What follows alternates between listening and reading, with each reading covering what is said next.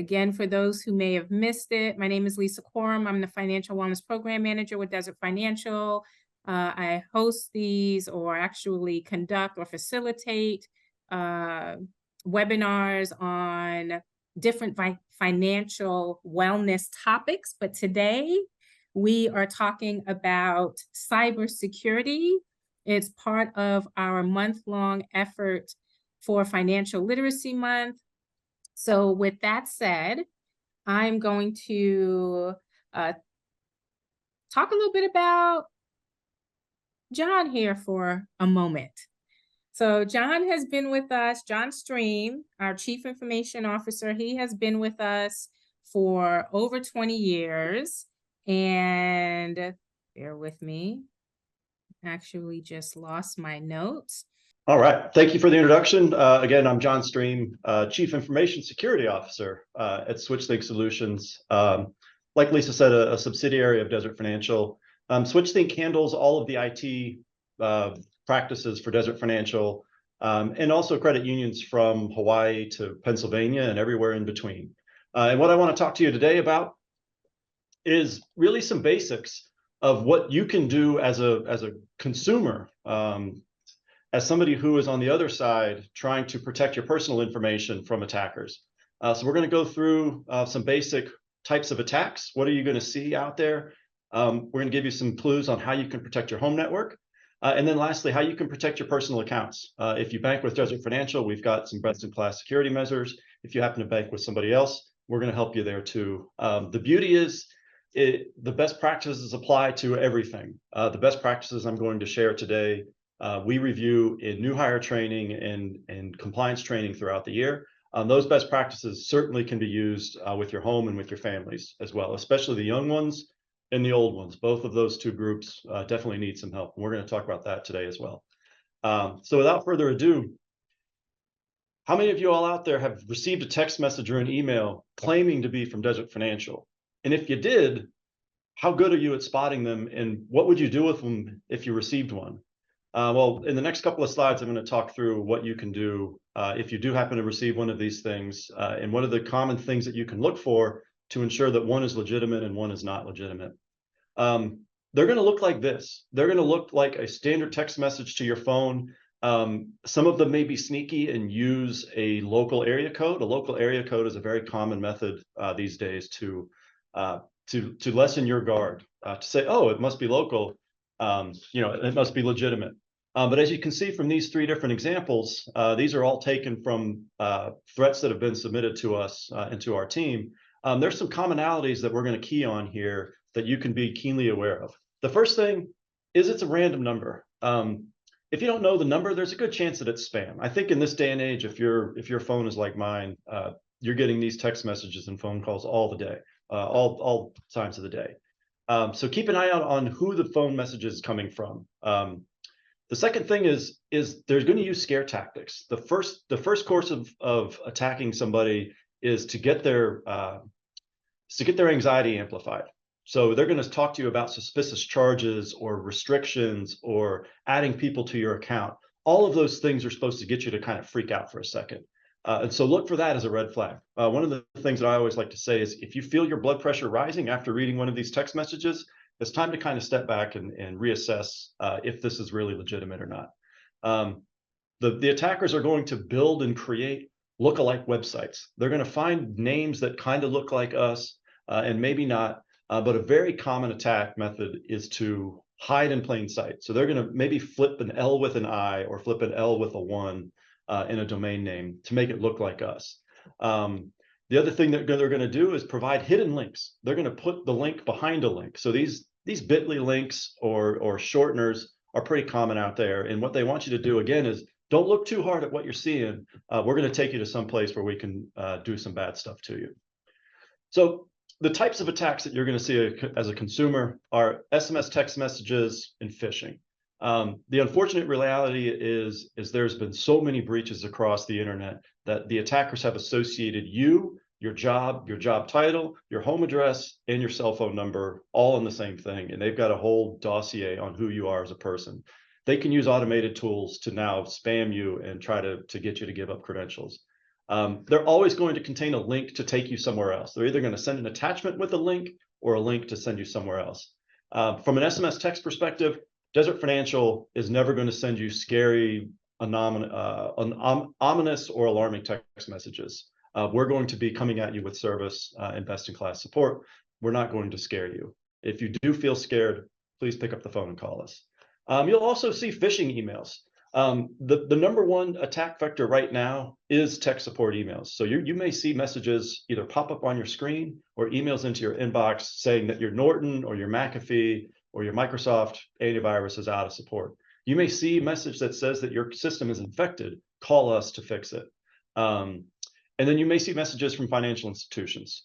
Desert Financial is the number one credit union in town in Phoenix. We've just recently signed on with ASU to be their number one retail banking provider. And as we continue to grow, there's going to be a larger and larger percentage of folks that are going to get these kinds of messages, and they're going to be a member with our organization. But you'll also get them from Wells, Bank of America, Chase, et cetera. These are all common tactics, and you're going to get them all the time. What are the most common types of electronic or cyber fraud these days? We're going to talk about two of them in general.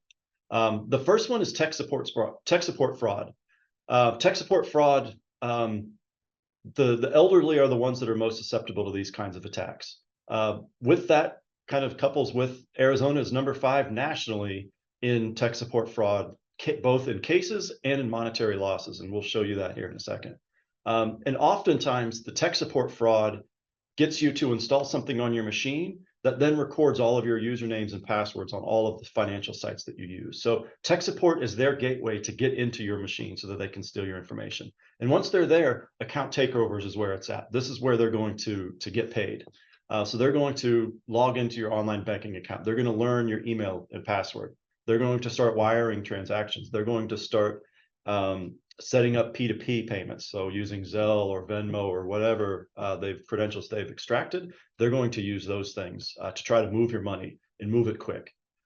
They're also impersonating government. So they may say that your taxes are overdue or that you're due for an audit. Again, trying to get your information, trying to get you to say, oh, you're $300 overdue on your taxes.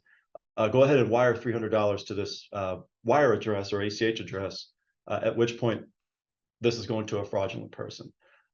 Again, when you look at the statistics from 2021 to 2022, we're talking about significant monetary losses. And both of these categories are doubling since last year. So again, tech support fraud was a $300 million business. Now it's $800 million a year in losses. Investment fraud, which is the secondary action of these tech support cases, $1.5 billion to now over $3 billion in losses in 2022. These numbers at the end of this, maybe if you subscribe and hit the like button below, I'm gonna do like the YouTubers do. I'll put some links into some where I've got this information from the FBI. The FBI has fraud papers that they produce every year, and that's where these statistics are coming from. And frankly, that's why I'm talking to you today, is to bring the intelligence that we've got about what's happening in the industry to the forefront.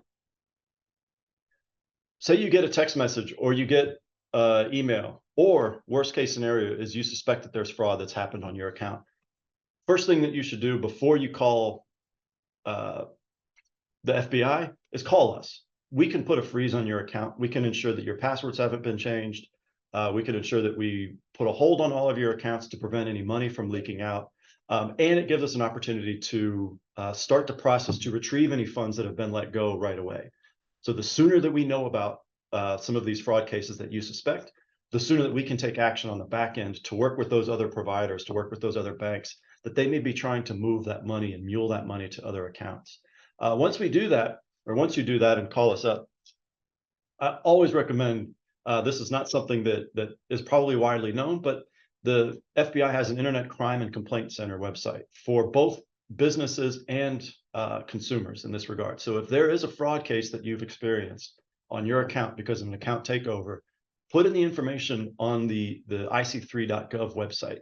This is the gateway to all of the FBI threat intelligence feeds, and they're going to be the ones equipped to identify trends, to see if there's a similar attacker that's attacking you is attacking somebody else.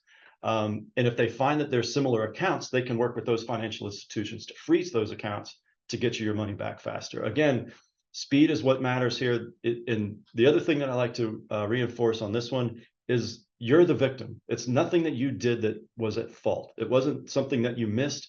It was something that an attacker did to you, that they chose you specifically. And so there, you are the victim here. And both Desert Financial's fraud team, the Member Experience Center, and the FBI are all equipped with divisions of people to help you with your money back. And then the other phone number there is specifically for elder fraud. Elder fraud comes in all shapes and forms, and like I said, it's the #1 case in Arizona. And if there's specific elder abuse, there's a specific task force within FBI to take care of these things. So where does it start? Where do you start with security? We've learned that there's attackers coming in from the text messages and the email. I've even said that they already have your information. Where do you start to begin to protect your information? The way that we've designed the networks and secured the perimeters here is we secure the outside first and work our way to the inside. We want to make sure that the thing that's facing the internet and all of your houses is protected and is blocking all of the malicious traffic. And then we can work on to the inside. So I start with the cable modem and the firewall and the router. Usually those things are separate devices, but sometimes Cox will sell you a device that's kind of an all-in-one. The two things that I would do there: make sure that your software is up to date on that device. The second thing is make sure that you change your default password. You can Google every single brand of router out there and just say, what's the default password? Admin, admin, admin default, admin with no password, admin with password as the password. You want to make sure that those are changed and make that password unique. Write it down somewhere, save it in your desk drawer. Hopefully you'll never need it, but it's a good idea to change it. I also say that if you haven't updated your cable modem in a while, now is a great time to do it. Not only is that cable modem going to be up to date so that it can give you the fastest internet speeds available, a lot of times those older cable modems have had some vulnerabilities that have allowed attackers to exploit that cable modem to then use as a piggyback or a relay. So they'll log into your cable modem and launch their attacks from your house. So a lot of times you can bypass certain controls from those things. Hey, John. Yes. Couple of questions. Shoot. One is for me. All right. How does your modem software, when you say update that, does that update automatically, or do you actually have to go in and update Yeah, it? that's a good question. You have to log in to do it.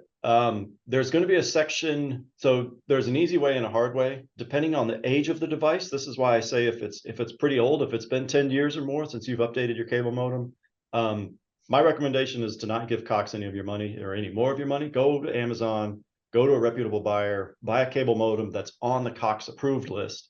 That way you buy a device that is equipped to automatically update itself, where you log into it, you say update now, and it does all the magic.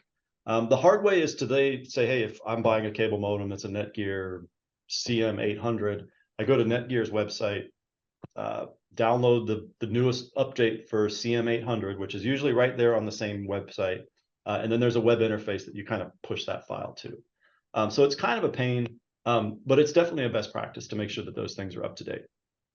And then the next question is, with us working from home, how do we know that our information is secured, or if we work in different states? Okay, so I'll talk about working from home as it relates to our machines. We have VPN.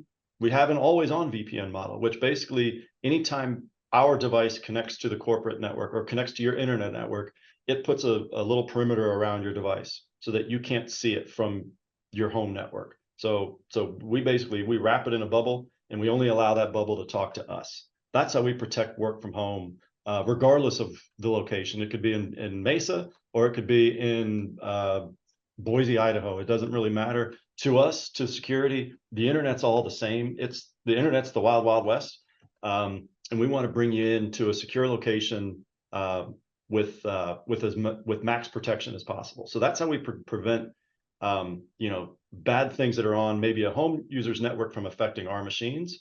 As once that machine goes online, it automatically establishes a VPN connection to us. As far as your home network, we're going to kind of talk about that too. So I'll kind of segue into what you can do on your home network side is good Wi-Fi passwords. Don't use, your dog's name. Don't use your address as your Wi-Fi password. There's a lot of creative ways to secure your Wi-Fi. There's a lot of creative ways to name your Wi-Fi. Back in the day, I used to name my Wi-Fi FBI. That was my home Wi-Fi network name. We right now, our building is across the street from a 7-Eleven. We had talked about naming our Wi-Fi 7-Eleven just so that the attackers wouldn't think that we're a credit union, but we're actually just a 7-Eleven across the street. But regardless, make your names unique and specific to your home. Make your passwords unique and specific to your home as well. We don't want somebody to crack that password and get access to your local network, because now they can start to maneuver and look for things within that space. So it all starts with a really good password on your Wi-Fi. Make it something that's easy to remember. If you put it on your bulletin board, go for it. If you've got teenagers like I do, people come in and want to jump on the Wi-Fi. Whatever you do, don't make that password the same as any of your online banking passwords. That's my number one ask there. And then the next thing, if you're so inclined, log into your router, log into your firewall or your Wi-Fi device, and click on the devices tab and see if you recognize all of the devices that are attached to your network. I'm pretty suspicious of things, so I like to check that list pretty frequently, because I want to make sure that my neighbor isn't jumping on my Wi-Fi to go surf something he shouldn't have, because to a bad guy or to something else, it's going to look like it's coming from me. So again, strong passwords. Last thing is set it and forget it. Antivirus protection and automatic updates. The base antivirus that comes with Windows or Macintoshes are all written by top-notch security developers. There is absolutely nothing wrong with not running antivirus on any of your devices at home. Windows 10 and Windows 11 have it built in, and they're constantly being updated, and they're constantly adjusting to the threats of the day. Automatic updates. This one kind of goes without saying. I think Apple has done a great job at making security updates seem like they get new features. So you're just kind of fixing all the security bugs, but you get a new emoji. Windows also has an option to automatically restore, install updates, and just check the box and forget it. Let it reboot overnight on a Saturday night or whatever. But it's best to just do that. How often should you update your modem software? Every year. Take a look at it every year. Maybe you do it at spring cleaning, maybe you do it at Christmas or New Year's. There's not a whole lot of changes out there on the modem software, but it's always best to just make sure that it's current, that it isn't the default out of the box. I'm going to move a little quick. When was the last time you updated your key passwords? We'll talk about password best practices here now. Password best practices, long and random. I like using passphrases, 3 words separated by dashes, separated by periods, but make those words random. Entropy is a word that you like to use there. It's just, I'm going to look around on my desk, watch, chapstick, and fan. Actually, fan's terrible. Coffee cup, all one word, separated by dashes and periods.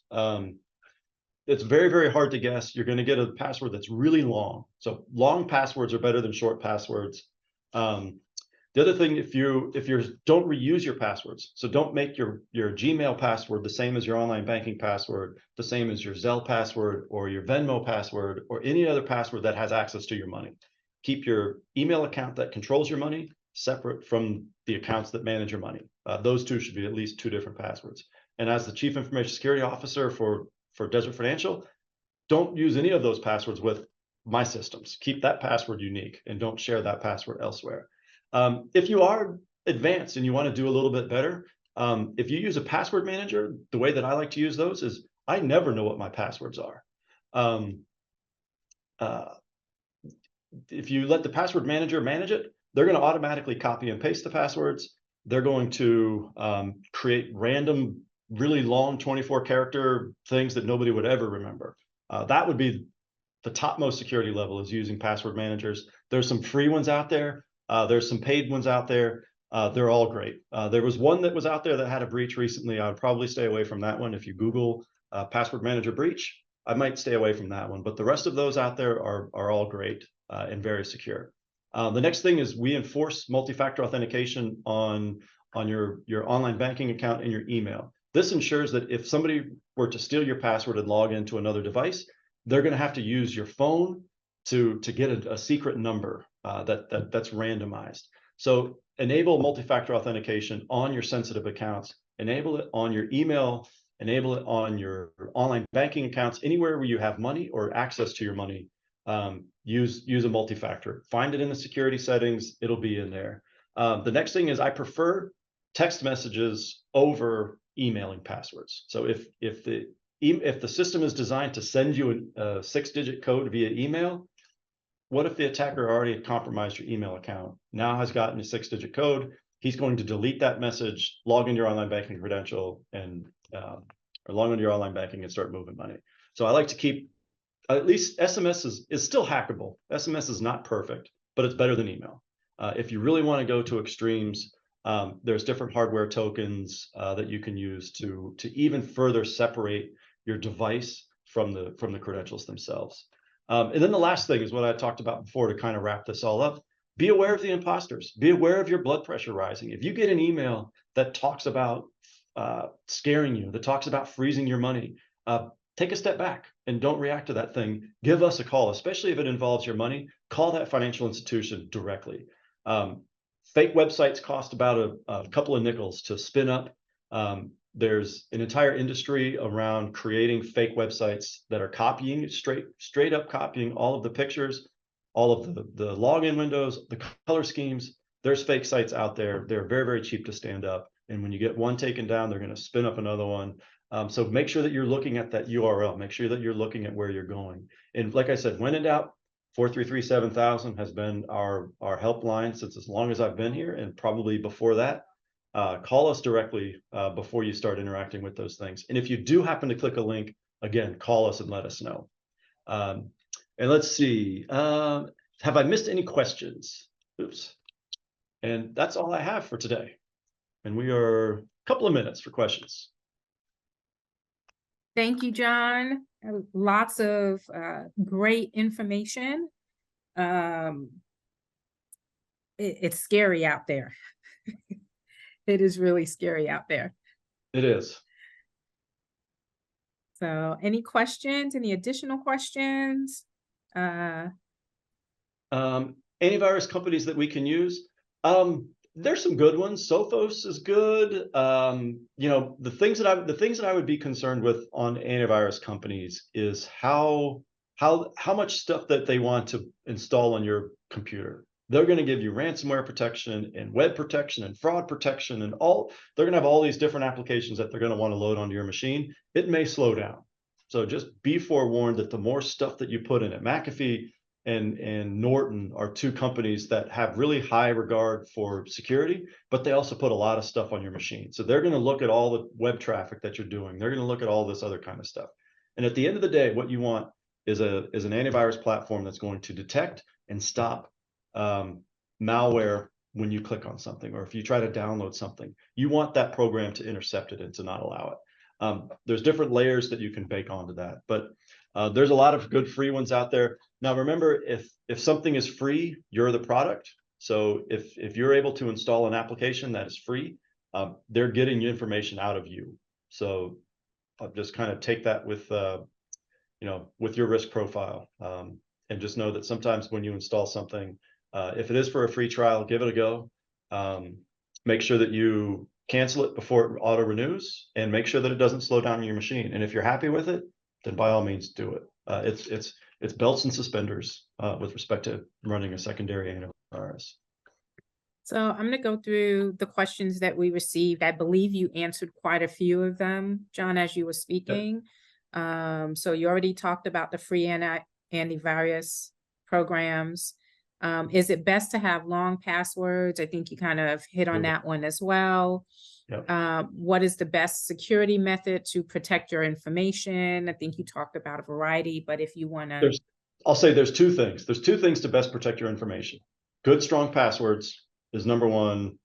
Update your systems is number two. Make sure that your systems are patched, and a good, strong password.